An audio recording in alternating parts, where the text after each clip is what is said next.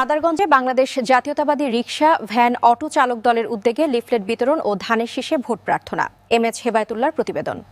মাদারগঞ্জে বাংলাদেশ জাতীয়তাবাদী rickshaw van auto চালক দলের উদ্যোগে ধানের শীষে ভোট চেয়ে লিফলেট বিতরণ করেছেন।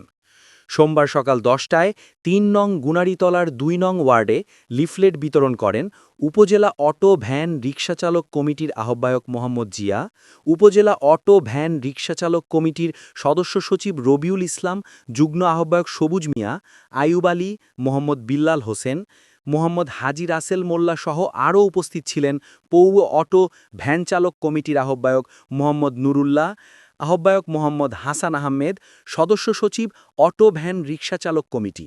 আরও উপস্থিত ছিলেন মুহাম্মদ মমিন ইসলাম সহ অনেকেই। আমাদের সাথে যুক্ত থাকার জন্য ধন্যবাদ।